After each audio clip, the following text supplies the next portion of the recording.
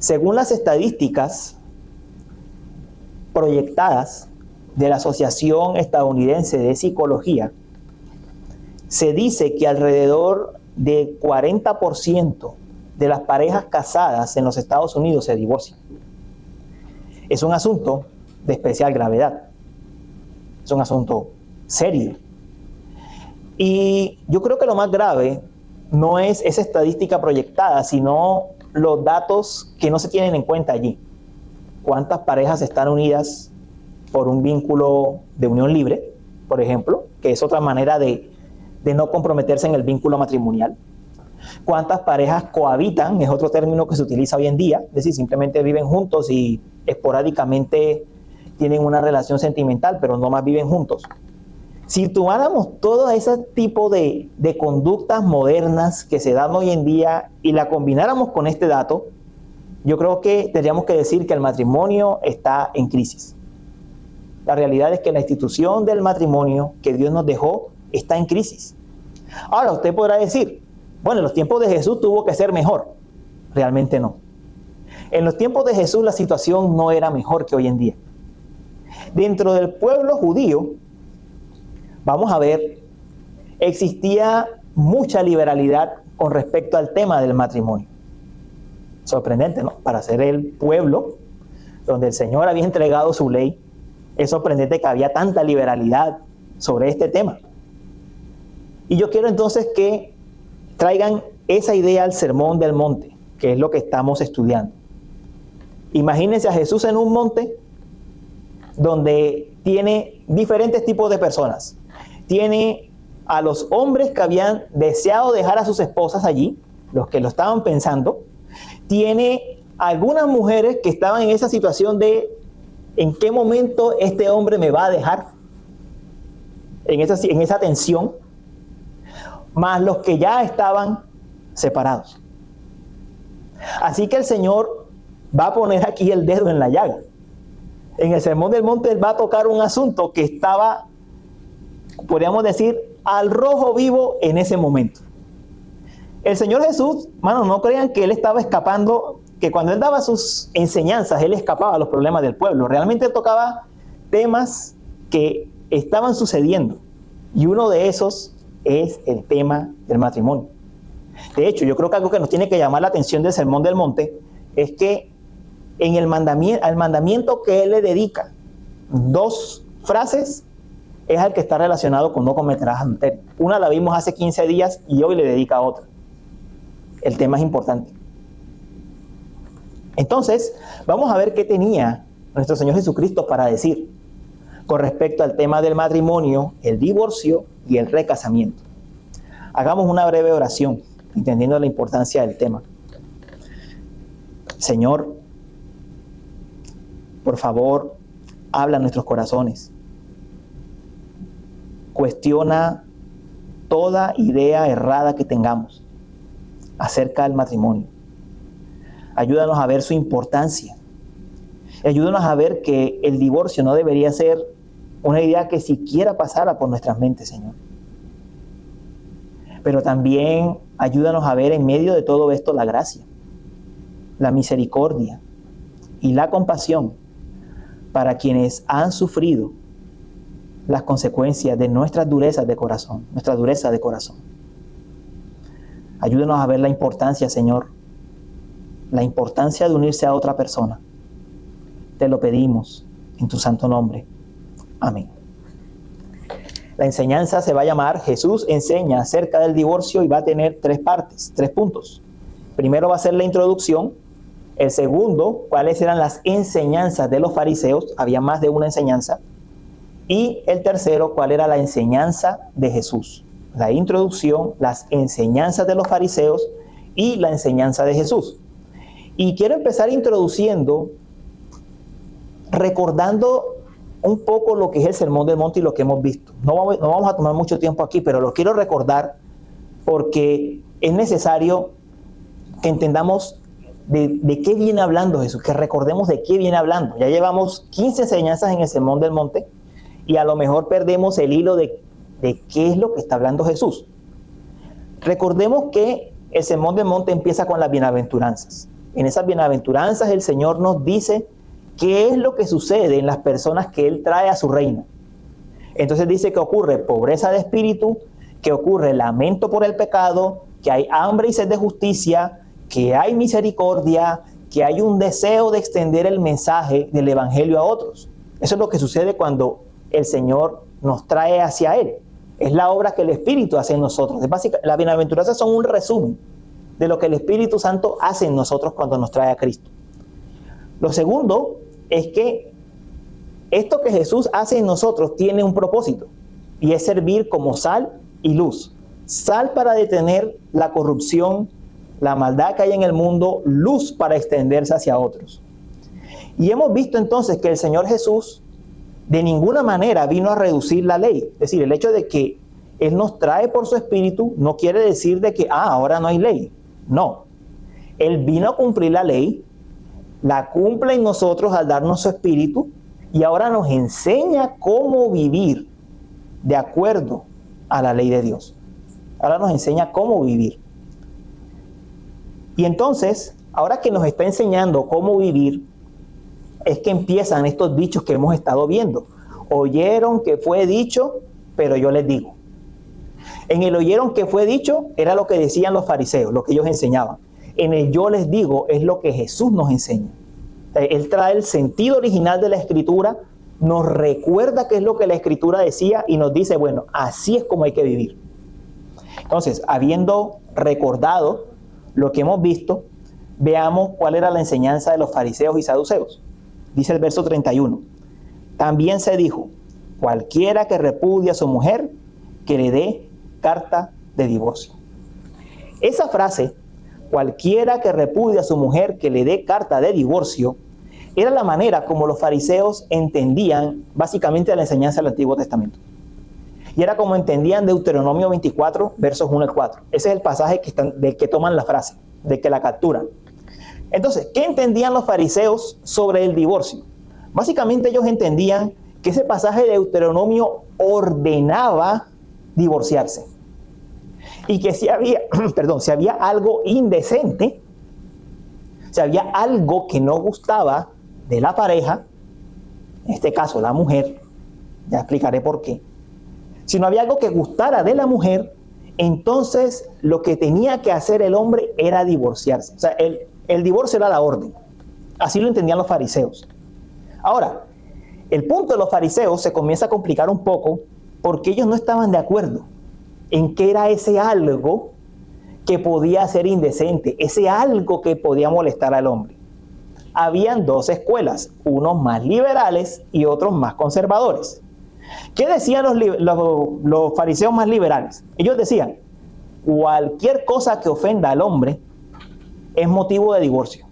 Si la mujer hace algo ofensivo, divórciese. Les voy a dar unos ejemplos y les pido que no se rían. Les pido que no se rían. Si una mujer miraba mal a su suegra, divórciese. Si una mujer se le quemaba el pan, divórciese. Si la ropa quedaba mal lavada, divórciese. Y si encontraba una que le gustara más, divórciese.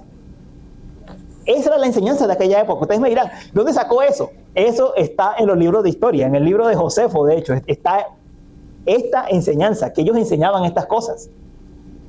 Como se dan cuenta, el ambiente de la época era, mira, te disgustó algo de tu mujer, lo más mínimo, divórciate. La otra escuela, más conservadora, básicamente decía que el algo indecente se limitaba a todas las conductas sexuales desviadas de las que habla Levítico en los capítulos 18 y 20. Adulterio, homosexualismo, bestialismo, incesto, todo ese tipo de conductas, sobre todo cuando ya llegaban a lo físico. Esa era la segunda escuela, la más conservadora. Entonces, adivinanza. Adivinen cuál era la interpretación que más le gustaba a los hombres de la época. La primera. Era la interpretación preferida. Cualquier razón, me divorcio. Se podrán imaginar entonces la tensión que había en las mujeres de aquel tiempo. ¿En qué momento me va a abandonar? ¿En qué momento me deja? Y estos no eran tiempos como los de hoy. La mujer en aquel tiempo dependía básicamente del hombre. Ella salía de la casa de su padre a pasar a cobijarse en la casa de su esposo. Cuando una mujer era abandonada, eso significaba básicamente el fin de su mundo, por decirlo así. Era básicamente el fin de su mundo, sin contar que su honra quedaba manchada, porque era dejada y la primera pregunta que todos hacían era, ¿qué habrá hecho mal? Entonces, esto era lo que pasaba en los tiempos de Jesús. Ese era el ambiente de la época. Era bastante liberal en este tema. No tenemos las cifras de cuántos divorcios había en la época. No tenemos ese porcentaje. Pero tenemos el de hoy en día. Aquí en este país. 40%. Una cifra muy alta. Y vivimos en tiempos donde la gente se casa, se divorcia, se vuelve a casar, se vuelve a separar, se vuelve a casar y se casa con la pareja que tenía al principio. Esos son los tiempos que vivimos hoy en día. Tiempos que Jesús diría malos, impíos. Hoy se escucha decir, es que no nos entendíamos, es que éramos incompatibles, es que no era mi media naranja, es que la chispa se fue, la chispa se apagó. Estos son los tiempos de hoy, ¿no? Hermano, lo digo con temor y temblor. Lo digo, ni yo ni mi esposa somos mejores que el resto de los que están aquí, que el resto de ustedes. Este es un tema serio, que a todos nos cuestiona. Porque, aunque no somos del mundo, todavía vivimos en medio de este mundo. Y todavía muchas de estas ideas las absorbemos en parte. Como se lo pondría Jesús a Pedro en una ilustración. El que camina tiene los pies sucios. O sea, indudablemente el que anda en este mundo de algo se va a ensuciar. En la manera de pensar, en la manera de hablar. Esa es la realidad. Pero si el Señor trae este pasaje a nosotros en esta mañana, es porque nos quiere llamar a que los que estamos casados hagamos funcionar mejor nuestros matrimonios por la gracia de Él, y los que no se han casado, que tengan cuidado. Porque el matrimonio es una cosa seria. De hecho, bíblicamente, no existe tal cosa como pruebo diferentes noviazgos a ver con cuál me caso. Bíblicamente esta es la pareja que escogiste, esta es la pareja con la que te comprometes, te casaste. Entonces, el asunto es serio. El asunto es serio. Esto no es un juego de niños. Estamos hablando de la ordenanza tal vez más importante para la vida humana, como es el matrimonio y la familia que viene del matrimonio. Así que espero que con este pasaje revisemos cuán importante es tener una visión correcta de lo que la Escritura dice. Ahora veamos lo que Jesús dice. Dice el verso 32. Pero yo les digo que todo el que se divorcia de su mujer, a no ser por causa de infidelidad, la hace cometer adulterio. Y cualquiera que se casa con una mujer divorciada, comete adulterio. Quitemos por un momento la cláusula a no ser por causa de infidelidad. Dejémosla por un momento por fuera para que entendamos el sentido de todo lo que está diciendo. El Señor básicamente nos está diciendo, mira, no puedes tomar el vínculo matrimonial a la ligera. Eso es lo que nos está diciendo. No puedes casarte y divorciarte cuando quieras. Porque casarte y divorciarte cuando quieras tiene un problema. Si se divorcian las personas por cualquier razón diferente al adulterio, que es la que menciona aquí como la excepción, el hombre que se divorcia está empujando, es lo que nos enseña acá, a la mujer que deja a que adultere. El que toma a la mujer dejada también adultera. Y nos dice Mateo 19, el que la abandona también adultera. Todos adulteran. Cuando la Escritura dice generación adultera,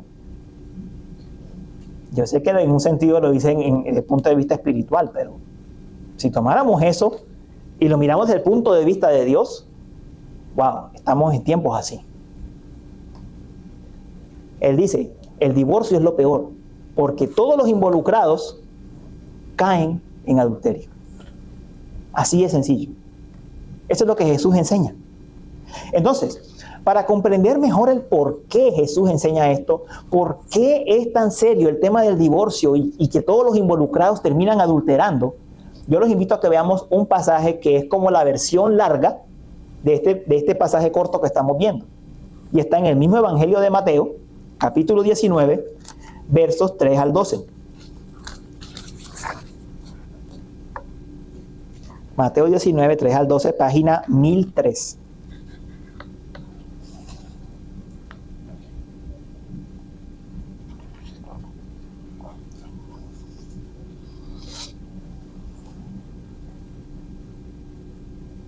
Bueno, 3 al 9. La palabra del Señor dice: y se acercaron a él algunos fariseos para ponerlo a prueba diciendo: ¿le está permitido a un hombre divorciarse de su mujer por cualquier motivo? Noten la pregunta. Jesús le respondió: ¿no han leído que aquel que los creó desde el principio los hizo varón y hembra? Y dijo: por esta razón el hombre dejará a su padre y a su madre y se unirá a su mujer y los dos serán una sola carne. Así que ya no son dos, sino una sola carne. Por tanto, lo que Dios ha unido, ningún hombre lo separe. Ellos le dijeron: entonces, miren la pregunta, ¿por qué mandó Moisés darle carta de divorcio y repudiarla? Él les contestó: por la dureza de su corazón, Moisés les permitió a ustedes divorciarse de sus mujeres, pero no ha sido así desde el principio. Pero yo les digo que cualquiera que se divorcie de su mujer, salvo por infidelidad, y se case con otra, comete adulterio.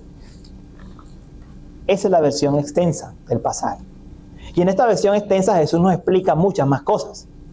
La primera que nos explica es lo que ya leímos en Génesis 2. Génesis 2 nos da el principio de cómo debe ser el matrimonio. Dice: ¿no han leído que aquel que los creó desde el principio los hizo varón y hembra? Y dijo: por esta razón el hombre dejará a su padre y a su madre y se unirá a su mujer y los dos serán una sola carne. Así que ya no son dos, sino una sola carne. Miren el énfasis, lo repito. Jesús termina de citar la escritura y enfatiza repitiéndola. Así que los dos son una sola carne. El Señor nos está diciendo: desde la creación, el matrimonio fue diseñado como una relación íntima entre hombre y mujer. No hay más intimidad que esa. Una sola carne. Eso es más profundo que la relación con los hijos. Miren, yo amo a mi hija. Y nosotros cultivamos la relación con nuestra hija desde el vientre. La niña salió, la relación se ha profundizado, pero yo no soy una sola carne con ella. Yo no soy una sola carne con ella. Yo soy una sola carne con mi esposa, no con la niña. Ese tipo de unión la tengo solamente con mi esposa. Y eso es algo que nosotros como hispanos debemos tener en cuenta. Porque a veces nosotros como hispanos colocamos primero al hijo o a la hija que al esposo o la esposa. Pero es claro quién ocupa ese primer lugar. Es aquella persona que es conmigo una sola carne. Estamos unidos. Unión indisoluble. Y lo otro que dice el pasaje es la permanencia. El pasaje nunca habla de divorcio. Y serán una sola carne. Y dice Jesús: por tanto, lo que Dios ha unido, ningún hombre lo separe. Ningún hombre puede separar ese vínculo. No es que yo fui al juez tal para que separara el vínculo. Lo siento, no puede. Él no lo puede separar. Porque el matrimonio se da ante los ojos de Dios. Ante los ojos de Él, cuando dos personas se unen, Allí ocurre algo más que un simple contrato. Hay una unión espiritual. Dos personas, las almas de dos personas se están uniendo en un vínculo. Y es como si fuesen una sola. De hecho, el asunto es tan serio que cuando el apóstol Pablo en Primera de Corintios cuestiona la forma en la que los corintios actuaban de ir a buscar rameras, el apóstol Pablo cita este mismo pasaje de Génesis y dice: ¿acaso ustedes no han oído que cuando te unes con la otra, con la mujer, son una sola carne? O sea, tú te vas a unir a una ramera y ser una sola carne con ella. Ojo, porque estás uniendo a Cristo con ella, le está diciendo a los creyentes. Así de serio. O sea, el asunto es así de delicado. Hoy en día el matrimonio es visto como un papel. Bueno, ya ni el papel vale, porque lo ven simplemente como dos personas se pueden juntar y están en unión libre, y eso es como si fuera un matrimonio. Pero no. Hay una unión entre las dos personas y la caída no cambió las cosas. Las hizo más difíciles. Ahora no es tan fácil. Dice en Génesis que el deseo de la mujer será sobre su marido. La mujer intentará imponer su voluntad, pero el hombre se enseñoreará de ella. Pero el hombre entonces actuará con rudeza, describiendo allí cómo es el conflicto del matrimonio. La caída lo hizo más complicado. La caída trajo conflicto al matrimonio, pero no lo disolvió. De ninguna manera lo disolvió. El punto que debemos tener claro es este. Y tengámoslo claro, hermano. Si tenemos esto que voy a decir, si lo tenemos claro, nos evitaremos muchos problemas. El matrimonio es una unión entre un hombre pecador con una mujer pecadora, que Dios los ha unido y que Dios los hace funcionar. Eso es el matrimonio. Un hombre y una mujer pecadores. Que mi esposa, tú también eres pecadora. Que mi esposo, tú también eres pecador. Los dos lo somos. Los dos somos complicados.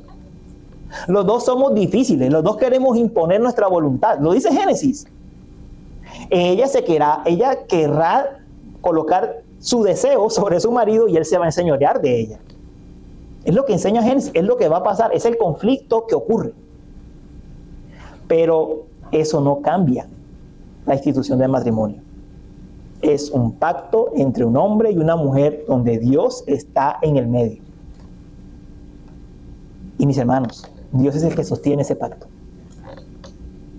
Dios es el que lo sostiene. Nadie más sostiene ese pacto. Miren, incluso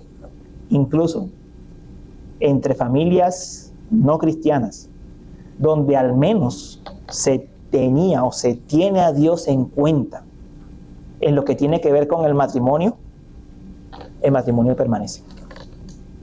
Incluso. Porque Dios bendice el matrimonio. Él lo bendice. Él es el que lo sostiene. Lo segundo que nos dice el texto es la razón por la cual Moisés había ordenado la carta de divorcio. Decían los fariseos: entonces, ¿por qué mandó Moisés darle carta de divorcio y repudiarla? Noten la pregunta de ellos. ¿Por qué Moisés mandó a dar la carta y a repudiar a la mujer? Esa es la pregunta del fariseo. Jesús dice: por la dureza de su corazón, Moisés les permitió a ustedes divorciarse de sus mujeres, pero no ha sido así desde el principio. Miren, entender la cultura de aquel tiempo es fundamental para poder armar el rompecabezas. Los israelitas salieron de Egipto. En Egipto, la cultura era: cásate, divórciate y recásate cuando quieras. Esa era la cultura egipcia. En Egipto era fácil casarse y era fácil divorciarse. ¿Te quieres casar? Ve con el sacerdote, él te casa. ¿Te quieres divorciar? Ve con el sacerdote, él te divorcia. Así de sencillo era. ¿Qué es lo que hace Moisés? Moisés complica el asunto. Dice: ustedes hombres quieren dejar a sus mujeres para tomar otras, nos vamos a ponerle orden a esto. Tiene que haber una carta de divorcio. Ahora, la carta de divorcio no era simplemente yo le firmo una carta a la mujer y la despido. No era así. La carta de divorcio era hecha por el hombre y se la tenía que dar a los sacerdotes y a los ancianos del pueblo. Y los sacerdotes y los ancianos entonces entraban. ¿Usted por qué se quiere separar de su mujer? Y trataban de arreglar el asunto. Ese fue el diseño. Ellos trataban de arreglar. Que no se rompiera el matrimonio, que hubiese reconciliación. Sí, definitivamente no había razón, tenían que permanecer unidos. Pero si el hombre, por la dureza de su corazón, insistía en divorciarse, ok, la carta era una garantía para la mujer. Porque en la carta iba a quedar muy claro que la razón por la que el hombre se separaba no era una razón justa. Y la mujer se podía entonces volver a casar con otro hombre. Ese es el diseño de la época. Por eso Moisés lo hizo así. Fue una manera que Dios usó para ponerle freno a toda esa cultura egipcia que ellos traían, de casarse, divorciarse y recasarse. Ahora, cuando el asunto iba a un juez, ¿qué podía pasar? Si la mujer realmente había sido culpable de algún pecado relacionado con la parte sexual, la ley ordenaba apedreamiento, ordenaba pena de muerte. Si se dan cuenta, el pasaje no menciona el asunto. ¿Por qué? Porque el pasaje, la intención del pasaje es frenar la injusticia de los hombres hacia las mujeres de la época. Esa es toda la intención de la carta de divorcio. Por eso Jesús le dice a ellos, miren, es que Moisés mandó la carta de divorcio por la dureza del corazón de ustedes. Por eso fue que la mandó. Para ponerle freno, para poner control sobre esa tendencia desordenada de hacer lo mismo que hacían en Egipto. Recuerden que salieron de allá. Ellos traían las costumbres y traían el estilo de vida egipcio. Entonces, eso nos lleva a la tercera razón, y es la cláusula. La única razón que Jesús deja en la que el divorcio es válido es el adulterio y las relaciones sexuales desviadas, como las que están en Levítico 18 y 20, por la parte que ofende. Es la única excepción que Jesús deja. Dice, a no ser por causa de inmoralidad. Es la única excepción que hay.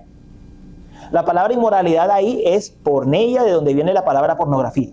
O sea, toda conducta sexual desviada. Es la única excepción que hay. Y la pregunta es, ¿por qué Jesús deja la excepción? Bueno, porque en el Antiguo Testamento esas cosas se castigaban con muerte. Entonces, lo que ocurre es que se quita la pena de muerte, pero se deja la pareja en libertad. Se deja al que ha sido ofendido, al que ha sido agraviado, en libertad. ¿Qué sucedía en el Antiguo Testamento con la pena de muerte? Bueno, moría el adúltero y la otra parte quedaba libre para rehacer su vida, porque ya era viudo. Jesús lo que hace es quitar la pena de muerte y dejar a la otra persona en libertad. Básicamente eso es lo que Jesús hace.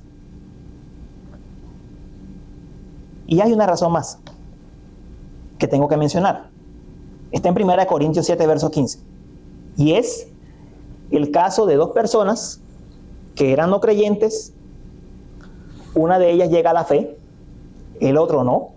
Y el que no llega dice, ¿sabes qué? Yo me voy, no quiero seguir viviendo contigo. Pablo dice que en ese caso, a paz nos llamó Dios. En ese caso, es posible el divorcio. Esas son las razones que Jesús da. Toda razón diferente para terminar con el matrimonio lleva al adulterio.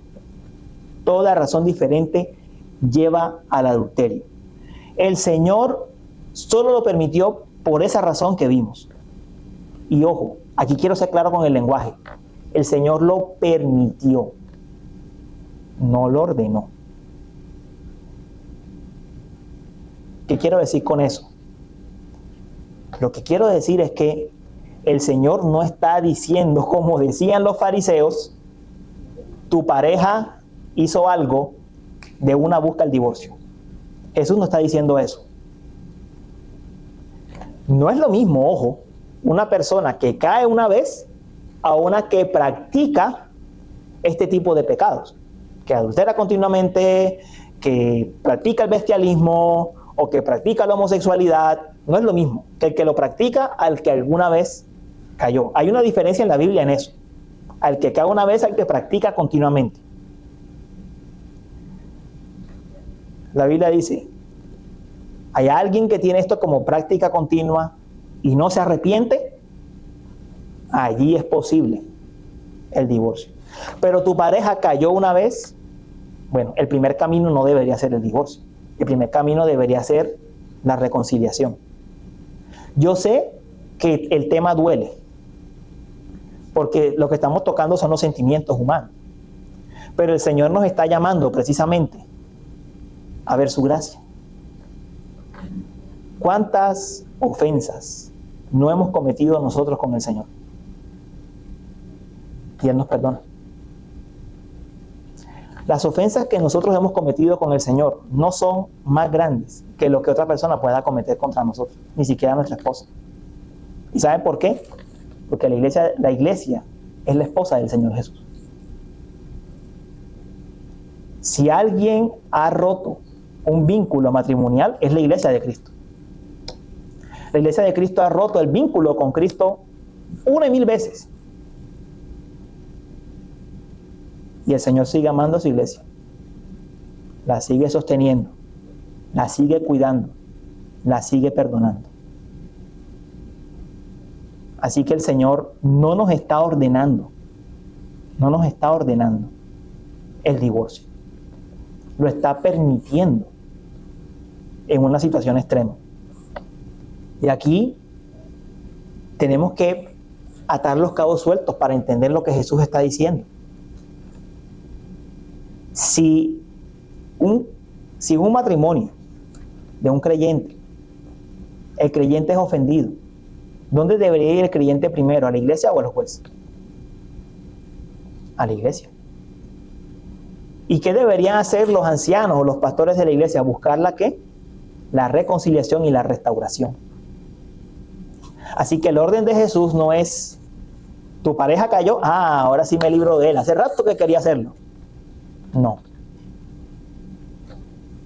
Ir a buscar a la autoridad que Dios nos ha dejado para restaurar el vínculo. Ese es el orden de Dios. Ese es el orden que Él nos deja. Mis hermanos, este tema que hemos tocado, nosotros podríamos decir, bueno, no necesariamente me toca a mí, porque no tengo esa situación, no tengo ese problema. Si usted no tiene ese problema, no lo ha tenido, y usted ve un matrimonio saludable, duradero, que tampoco va a presentar este conflicto, por lo menos téngalo en cuenta. Para las muchas familias que hay, que sí están viviendo esto, y que lo viven en todo tiempo. Tengan en cuenta que el Señor nos puede usar a cada uno de nosotros para que matrimonios se salven, o para que personas que están en unión libre se unan en matrimonio y se casen, para restaurar vínculos, para que se formalicen relaciones delante del Señor. Miren, había una creencia que tenían antes los cristianos y hoy desafortunadamente los cristianos no la tenemos. El Señor bendice el matrimonio. El Señor lo bendice. Realmente lo bendice. Hoy en día, incluso los cristianos tendemos a ver la unión libre como algo normal. Sí, una unión libre, bueno, igual están juntos. Igual están juntos y tienen niños. No es igual. Porque ellos se están uniendo y diciendo, no queremos que Dios bendiga esta unión. Eso es lo que sucede con la unión libre. No queremos someternos al pacto de Dios, no queremos que Dios bendiga esta unión. nosotros podríamos recomendarle a personas, cásese. Es que tengo 20 años viviendo con esta persona y no, ¿para qué nos casamos? Bueno, si tienes 20 años viviendo con esta persona sin casarte, con mucha más razón, cásate. Cásate. ¿Qué te lo impide? Ya no has tenido 20 años que has vivido en tu pecado y has probado que esta persona sí está contigo en las buenas y en las malas, cásate. No huyas a un compromiso que Dios va a bendecir. Sométete al pacto de Dios, a la bendición de Dios. Y verás que Dios va a bendecir de buena manera esa relación. Tenemos que defender el diseño del Señor para el matrimonio. Y ahora tengo que hacer una nota de aclaración final, porque estos son casos que se presentan. Hay personas que se divorciaron siendo incrédulas, vienen a la fe y tienen la oportunidad de casarse. Hay personas que dicen con respecto a este tipo de casos, no, tiene que unirse con su antigua esposa o con su antiguo esposo, pero el Señor no lo manda a un yugo desigual. El Señor no lo manda a unirse con una persona que no ha creído. Si una persona ha venido a la fe y en su vida pasada se divorció, puede tener la seguridad que el Señor la perdonó. Perdonó incluso su divorcio. Y que todas las cosas han sido hechas nuevas. Puede rehacer su vida. No es lo mismo divorciarse con conciencia siendo creyente que divorciarse sin conciencia siendo incrédulo. Si se divorció sin conciencia siendo incrédulo y el Señor lo trae y lo perdona, el Señor le da la oportunidad de rehacer su vida. No es lo mismo que el que dice creer en el Señor y se divorcia. No es lo mismo. Entonces, quien esté en esa situación puede rehacer su vida. El Señor ha hecho todas las cosas nuevas para esa persona y puede rehacer su vida. Y una palabra final. Y como no hay más jóvenes, hermanas, ustedes son las jóvenes. Hermanas, las relaciones sentimentales son un asunto serio. No son un juego de niños.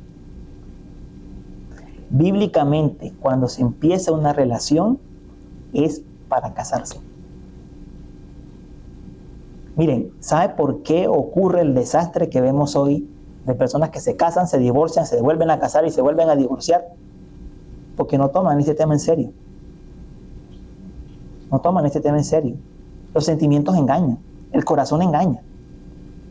Una persona que tú hoy amas, mañana la aborreces. El corazón es engañoso. Esto no es un juego de niños. Te lo voy a poner de esta manera. Si tú no te ves luchando contra tus propios pecados, contra tus propias costumbres, contra lo que tú eres por otra persona, y tampoco crees que la otra persona va a hacer eso por ti, y si juntos no tienen el compromiso de que van a ir al Señor para que los pula a los dos, yo te doy un consejo, o les doy un consejo. No sigan esa relación. No se novien. Busque a alguien con quien usted diga, pero esta persona es así, así, así y así. Si esta persona es como seria, me pone a dudar, pero ¿sabes una cosa? Con esa persona yo iría. Con esa persona yo seguiría.